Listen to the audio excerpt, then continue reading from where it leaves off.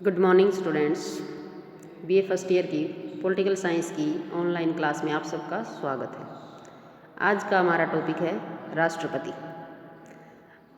भारतीय संविधान की रचना करने वालों ने भारत के लिए संसदीय प्रणाली को अधिक महत्व दिया था, क्योंकि उनकी दृष्टि में यह प्रणाली भारत के लिए अधिक उचित थी। भारत में संसदीय प्रणाली होने के कारण यहाँ दो प्रकार की कार्यपालिका की व्यवस्था थी, एक नाम मात्र कार्यपालिका और एक वास्तविक कार्यपालिका। नाम मात्र भारत के राष्ट्रपति की जो व्यवस्था है वो संविधान के अनुच्छेद 52 के अंतर्गत है। इसमें क्या कहा गया है कि भारत राज्य के निर्माण में राष्ट्रपति के पद की व्यवस्था की गई है। भारत में संसदीय प्रणाली तथा इस प्रणाली में कार्यपालिका के दो भाग हैं, एक नाम मात्र कार्यपालिका और एक वास्तविक कार्यपालिका। भारत का राष्ट्रपति नाम मात्र कार्यकारी मुखिया है, क्योंकि वह प्रत्येक कार्य मंत्रिमंडल जो वास्तविक कार्यपालिका के परामर्श से ही करता है।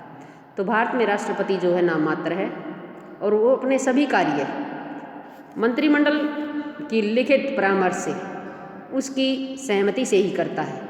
और वास्तविक कार्यपालिका हमारा प्रधानमंत्री और उसकी मंत्री परिषद है और उन्हीं की सलाह से ही राष्ट्रपति सारा कार्य करता है। आज के हम टॉपिक में देखेंगे कि भारत के राष्ट्रपति के चुनाव से संबंधित क्या संवैधानिक व्यवस्थाएं हैं। कुछ सामान्य व्यवस्थाएं हैं और कुछ संवैधानिक व्यवस्थाएं। सबसे पहले हम देखेंगे सामान्य व्यवस्थाएं। सबसे पहले है उसकी योग्यता। योग्यताओं में क्या है कि उसके लिए सबसे पहले वो भारत का नागरिक हो, उसकी आयु 35 वर्ष हो और वह लोकसभा का सदस्य बनने की योग्यता रखता हो, केंद्र या राज्य सरकार के अधीन किसी भी सरकारी लाभकारी पद पर ना हो। ये कुछ जनरल सी सामान्य सी योग्यताएं उसके पद के लिए व्यवस्थित की गई हैं। नेक्स्ट है कार्यकाल। राष्ट्रपति 5 वर्ष के लिए निर्वाचित किया जाता है। यह समय उस दिन से आरंभ होता है जिस दिन राष्ट्रपति अपने पद को ग्रहण करता है। पहले राष्ट्रपति की अवधि समाप्त होने से पहले ही दूसरे राष्ट्रपति का चुनाव कर लेना आवश्यक है। यदि वह त्यागपत्र दे दे समय से पहले तो उसकी जगह उपराष्ट्रपति राष्ट्रपति के पद का जो है कार्यभार संभालता है। अगर दोनों ही खाली कर दें, ना हमारे राष्ट्रपति हों ना उपराष्ट्रपति हों, तो सुप्रीम कोर्ट के जो मुख्य न्यायाधीश हैं वो इस पद की जिम्मेदारी संभालता है। राष्ट्रपति का पद खाली होने पर जो राष्ट्रपति उपराष्ट्रपति है तो वो पद संभालेगा। अगर उपराष्ट्रपति भी नहीं है तो जो है हमारे देश का जो सर्वोच्च न्यायपालिका है, सुप्रीम कोर्ट जो है, उसका जो मुख्य न्यायाधीश है वो उस पद की जो है जिम्मेदारी को संभालता है। तब तक उस पद पर बना रहता है जब तक कि नए राष्ट्रपति का चुनाव नहीं हो जाता। और राष्ट्रपति का चुनाव कब होना जरूरी है? राष्ट्रपति का पद खाली होने के 6 महीने के अंदर अंदर राष्ट्रपति का चुनाव करना अनिवार्य है। वेतन और भत्ते। भारत के राष्ट्रपति को वर्तमान में 1,50,000 रुपये मासिक वेतन दिया जाता है। उसकी सेवानिवृत्ति पर उसे 9 लाख रुपये वार्षिक, 75,000 रुपये मासिक यानी कि 9 लाख रुपये वार्षिक पेंशन भी दी जाती है। राष्ट्रपति को सभी वेतन और भत्ते भारत की संचित निधि में से दिए जाते हैं। राष्ट्रपति को पद से हटाने की क्या विधि है? यदि संसद के किसी भी सदन के कुल सदस्य संख्या के 1/4 सदस्य जो लिखित में अपने हस्ताक्षरों सहित कोई जो है सूचना पेश करते हैं, प्रस्ताव पेश करते हैं, तो दूसरा सदन अगर उसको 2/3 बहुमत से पास कर दे, उसकी जांच कर दे, तो दोनों सदन अगर उसकी दोनों ही ये जांच कर देते हैं कि राष्ट्रपति को अनिवार्य है हटाना, तो राष्ट्रपति को 14 दिन पहले सूचना देकर कुल सदस्य संख्या के 2/3 बहुमत से इस प्रस्ताव को पारित करके जो है राष्ट्रपति को हटा दिया जाता है। राष्ट्रपति को हटाने की प्रक्रिया जो है वो किसी भी सदन में शुरू की जा सकती है, लेकिन एक ही कंडीशन है कि उपस्थित मतों का 1/4 सदस्यों का होना अनिवार्य, लिखित हस्ताक्षर प्रस्ताव पर होने आवश्यक हैं और 2/3 बहुमत से उस प्रस्ताव का पास होना भी अनिवार्य है। जब तक दोनों सदनों में पास हो जाता है तो राष्ट्रपति को उसके पद से हटा दिया जाता है। 14 दिन पहले उसको सूचना देनी होती है। अपना पक्ष पेश करने के लिए राष्ट्रपति या अपना कोई अधिकारी वो दोनों सदनों के समक्ष पेश होता है। तो इस प्रकार राष्ट्रपति को के पद को से उसको हटाया जा सकता है। कुछ संवैधानिक व्यवस्थाएं भी हैं। ये जो ऊपर हमने सामान्य व्यवस्थाएं पढ़ी थी, इनका वर्णन कहीं भी संविधान में नहीं मिलता है। ये संविधान में वर्णित नहीं है, टाइम टू टाइम चेंज होता रहता है। इनमें कुछ संवैधानिक व्यवस्थाएं हैं। सबसे पहला हमारा निर्वाचक मंडल द्वारा चुनाव। राष्ट्रपति का जो चुनाव होता है वो एक निर्वाचक मंडल द्वारा होता है और उस निर्वाचक मंडल में संसद के दोनों सदनों के निर्वाचित सदस्य, राज्य विधानसभाओं के निर्वाचित सदस्य। यहाँ ये बात ध्यान देने योग्य है कि ओनली निर्वाचित इलेक्टेड मेंबर्स ही इसके निर्वाचक मंडल में शामिल होते हैं। जो मनोनीत सदस्य हैं, नॉमिनेटेड जो प्रतिनिधि हैं, वो इस इलेक्शन में भाग नहीं लेते। एक निर्वाचक मंडल बनता है संसद के दोनों सदनों के निर्वाचित सदस्यों का और राज्य विधानसभाओं के निर्वाचित सदस्यों का एक संयुक्त निर्वाचक मंडल जो बनता है, उसी के द्वारा राष्ट्रपति का चुनाव जो है किया जाता है। तो राज्य विधानसभाओं के निर्वाचित सदस्यों की संख्या जो है वो निकालने के लिए कि कैसे हम एक राज्य के निर्वाचित सदस्यों की संख्या को निर्धारित करेंगे। जैसे हमारे यहाँ 90 MLA हैं हरियाणा में, तो हरियाणा की जनसंख्या को हम 90 से डिवाइड करेंगे और फिर जो है उस जो हमारा विभाजक आएगा, जो उसका भागफल आएगा, उसको फिर 1000 के अंक से फिर भाग करेंगे। इस प्रकार जो हमारा आंसर बनता है तो उससे हम जो है अपने एक विधायक के मत का मूल्य निकालते हैं। इसी प्रकार फिर एक संसद के निर्वाचित सदस्य की मत भी निकाला जाता है, वो है सभी राज्यों की विधानसभाओं के मतों की कुल संख्या। जैसे हमने हरियाणा की निकाल ली, फिर पंजाब की निकाल ली कि हमारे हरियाणा में जैसे एक सदस्य 112 वोट डाल सकता है, फिर हम पंजाब की, हिमाचल की, इस तरह हम सभी अपने स्टेट्स के विधानसभाओं के मतों की कुल संख्या को निकालेंगे। और फिर जब हमारी दोनों सदनों के निर्वाचित सदस्यों की संख्या, टोटल ओनली इलेक्टेड मेंबर्स की निर्वाचित सदस्यों की संख्या को भाग देंगे और जो हमारा भागफल आएगा तो वो जितना भी आएगा उतना जो मत है वो एक संसद का सदस्य दे सकता है। ये हम यहाँ समझने योग्य है कि राष्ट्रपति का चुनाव जो है आनुपातिक प्रतिनिधित्व के आधार पर होता है। नेक्स्ट हमारा ये कि राष्ट्रपति का जो चुनाव है वो आनुपातिक प्रतिनिधित्व की एकल संक्रमणीय मत प्रणाली के द्वारा किया जाता है। ये नहीं है कि इस मत में जो सबसे ज़्यादा मत प्राप्त करता है वो जीत जाता है। जैसे आप MLA के इलेक्शन करते हैं, MP के इलेक्शन करते हैं, सरपंच के जो पंचायती राज के अधिनियम के अंतर्गत इलेक्शन होते हैं, उसमें क्या हमारी सामान्य सी कंडीशन है कि जिसने सबसे ज़्यादा मत मिले हैं उसको हम निर्वाचित घोषित कर देते हैं, चाहे एक मत ही ज़्यादा क्यों ना मिला हो। लेकिन यहाँ ये नहीं होता। राष्ट्रपति के चुनाव में यहाँ एक निश्चित कोटा निर्धारित किया जाता है। निश्चित कोटा कैसे निकलता है? जैसे उचित मतों की कुल संख्या, जो शुद्ध मत है, कुछ मत अशुद्ध हो जाते हैं उनको कैंसिल कर दिया जाता है। केवल शुद्ध मतों की कुल संख्या बटे में स्थानों की संख्या भाग जमा 1 = +1। तो हमारे मतों की कुल संख्या जितनी भी होगी, स्थानों की संख्या 1 ही होती है, उसमें 1 और ऐड कर दिया जाता, 2 होती हैं, फिर =1। मान लो हमारे यहाँ मतों की संख्या 10,000 है, तो टोटल हमारा स्थान 1 ही है राष्ट्रपति, उसमें 1 और ऐड होता है +1, 2 होगी। 10,000 को हम 2 से डिवाइड करेंगे तो 5,000 आएगा, फिर +1 और होता है हमारा, तो 5,001। जिस भी उम्मीदवार को 5,001 मत मिलेंगे वो यहाँ जो है निर्वाचित घोषित किया जाएगा। तो इस प्रकार अनुपातिक प्रतिनिधित्व प्रणाली का हमारे यहाँ जो है वर्णन संविधान में किया गया। फिर मतों की गणना। मतदान भी हमारे यहाँ होता है कि सबसे पहले हम बताएंगे कि मतदान अभी बताया कि निर्वाचन अनुपातिक प्रतिनिधि, इसमें हमारे उम्मीदवारों को अपनी पसंद पेश करनी होती है।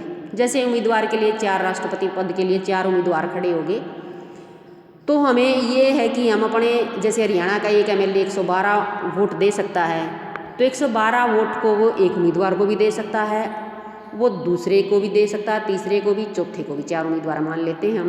जैसे पहले को 112 में से 80 दे दिए, दूसरे को 10 दे दिए, 90 हो गए, फिर हमारे बाकी बचते हैं उसने 10, 5 तीसरे को भी दे दिए, फिर जो बच्चे हमारे उसने चौथे को भी दे दिए। इस तरह सभी उम्मीदवारों को, जितने भी निर्वाचक मंडल के सदस्य होते हैं, उनको अपनी पसंद जाहिर करनी होती है। फिर उनकी जो है मतों की गणना होती है। उनकी मतों की गणना में जो भी निश्चित कोटा प्राप्त कर लेता है उसको जो है निर्वाचित घोषित कर दिया जाता है। निश्चित कोटा अगर किसी को नहीं मिलता, बाई चांस, जो हमने ऊपर उदाहरण दिया था कि मान लो 5,001 हमारा निश्चित कोटा है, इस आंकड़े को छूना ही होगा। जिसको भी उम्मीदवार घोषित, राष्ट्रपति का जो उम्मीदवार होगा उसको ये आंकड़ा छूना होगा। अगर किसी को भी 5,001 नहीं मिलता है तो क्या होता है कि हमारे मान लो 4 उम्मीदवार हैं, 4 में से जिसने भी सबसे कम मत मिले हैं, जो सबसे लास्ट है, हमारे मान लो ABCD हैं, D को सबसे कम मिले हैं, तो उस D वाले को निर्वाचन क्षेत्र से बाहर निकाल दिया जाता है और उसके भी जितने भी मत हैं, मान लो उसके 800 मत हैं, उसके 800 मतों को हम ऊपर वाले जो 3 हैं उनमें डिवाइड कर देंगे। अगर अब भी हमारा जो है आंकड़ा 5001 किसी को नहीं मिला तो फिर क्या करेंगे, फिर अब ये 3 रह गए हमारे ABC, इनमें से जो सबसे लास्ट है जिसको सबसे कम मिले हैं उसको फिर हम उसके मतों को ऊपर वाले 2 में डिवाइड कर देते हैं और उसको निर्वाचन क्षेत्र से बाहर कर देते हैं। ऊपर वाले 2 में डिवाइड करने के बाद किसी न किसी एक को जो है 5001 का आंकड़ा मिल जाता है और फिर वो जो है हमारा राष्ट्रपति पद का उम्मीदवार जो है घोषित कर दिया जाता है। जिसने चाहे मान लो A ने सबसे ज़्यादा शुरू में मिले थे, बाद में B भी बन सकता है, क्योंकि दूसरी तीसरी चौथी पसंद में किसी ने B को ज़्यादा दे दिया हो, तो ये ज़रूरी नहीं कि जिसने सबसे पहले सबसे ज़्यादा लिए थे वही बाद में उम्मीदवार बन जाएगा, नहीं, क्योंकि दूसरी पसंद में क्या पता B आगे निकल जाए, क्या पता C आगे निकल जाए, तीसरी पसंद में C को बाहर कर रहे हैं तो हम क्या पता A की जगह B आगे निकल जाए। तो इस तरह जो है ये हमारे राष्ट्रपति के मतों की गणना होती है।